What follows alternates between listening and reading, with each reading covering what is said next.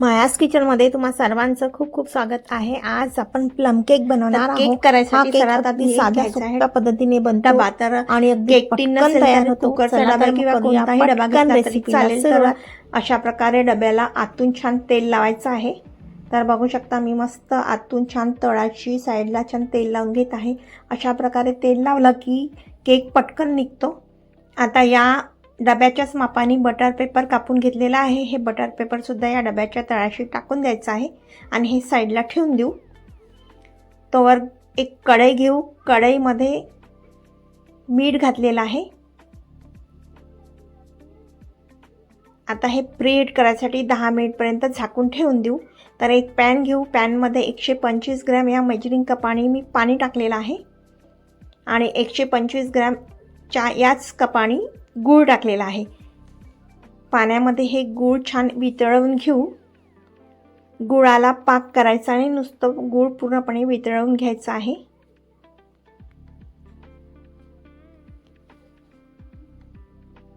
बघू शकता इथे मस्त कलर बदललेला आहे। आता या पाण्याला आणि गुळाला मस्त ही उकळी आलेली आहे, म्हणजेच पूर्णपणे गूळ वितळलेला आहे। गुळाचे खडे पाण्यामध्ये अगदी राहायला नको, अशा प्रकारे आपल्याला वितळवून घ्यायचं आहे।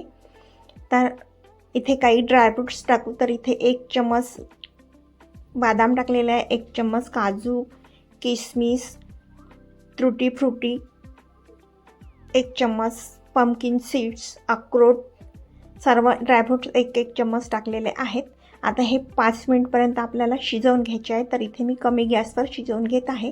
तर बघू शकता हे छान घट्टसर झालेलं आहे। कमी गॅसवरच हे शिजवून घ्यायचे आहे। हे थंड झालं की आपण हे ज्या डब्यामध्ये आपल्याला केकचं बॅटर करायचं आहे त्या डब्यामध्ये हे आपण टाकून देऊ। हे छान पूर्णपणे थंड झालेलं आहे। आता 250 ग्रॅम या मेजरिंग कपाने गव्हाचं पीठ घेतलेलं आहे। हे पीठ आधी छान गाळून घेऊ।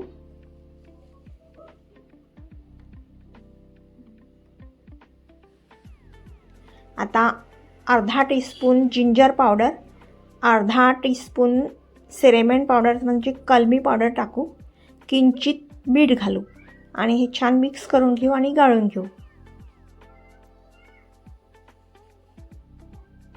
तर हे छान गाळून झालेलं आहे।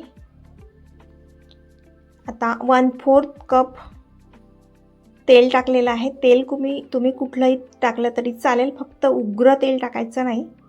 1/4 कपपेक्षा कमी मी इथे दूध घातलेलं आहे आणि अर्धा टीस्पून व्हॅनिला इसेन्स टाकला आहे।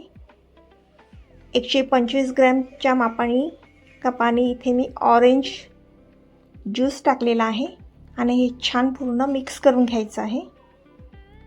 तर बघू शकता इथे मी विस्करच्या साहाय्याने सर्व मिक्स करून घेत आहे।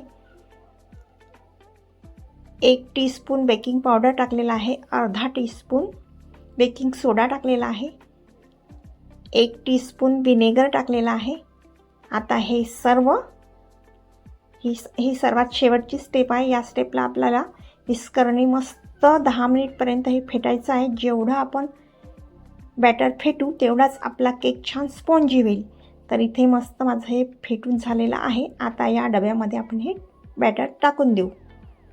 वरून छान हे तुटी फ्रुटी टाकू आणि काजू बदाम हे परत टाकून देऊ। मी आधीच टाकलेले आहे, पण एका समाधानासाठी मी हे परत टाकून देत आहे आणि डब्याला टॅप करून घेऊ।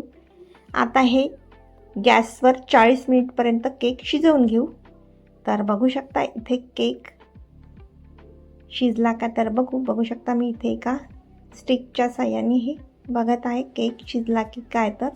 तर केक मस्त शिजलेला आहे।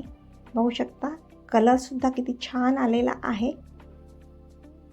तर हा 45 ते 50 मिनिटपर्यंत कमी गॅसवर मी हा केक शिजवून घेतलेला आहे।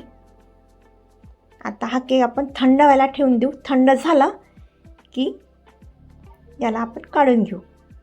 मिनिटपर्यंत केक थंड करून घेणे खूप जरुरी आहे। थंड झाल्यावरच केक आपण काढून घेऊ। तर इथे केक पूर्णपणे थंड झालेला आहे।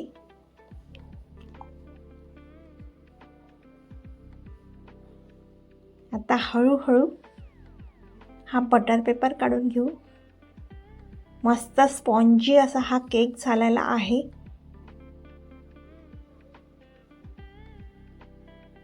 तुम्ही सुद्धा अशा प्रकारे या नवीन वर्षामध्ये केक बनवून बघा. तुम्हाला ही रेसिपी कशी वाटली कमेंट करून नक्की कळवा. चॅनलवर नवीन असाल तर सबस्क्राईब करायला विसरू नका. आता बघू शकता मी मस्त हा केक उलट करून घेतलेला आहे. कलरसुद्धा खूप मस्त आलेला आहे. आता आपण या केकला कापून घेऊ. तर बघा किती मस्त असा हा केक अगदी सहज कापल्या जात आहे. मस्त स्पॉन्ज आलेला आहे. कापतानाच तुम्हाला कळत आहे की किती मस्त हा केक स्पॉन्जी झालेला आहे.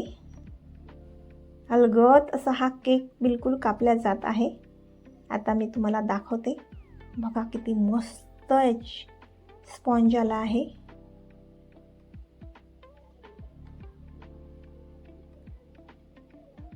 आहे ना, किती छान केक तयार झालेला आहे. तुम्ही सुद्धा अशा प्रकारे केक नक्की करून बघा आणि कमेंट करून नक्की कळवा तुम्हाला ही रेसिपी कशी वाटली. तर अगदी चारही बाजूनी अगदी सारखा स्पॉन्ज आलेला आहे. मस्त केक झालेला आहे. खायला सुद्धा खूप मस्त वाटतो हा केक. नक्की तुम्ही करून बघा. पुन्हा भेटू अशाच एका नवीन रेसिपीसोबत. तोपर्यंत बाय.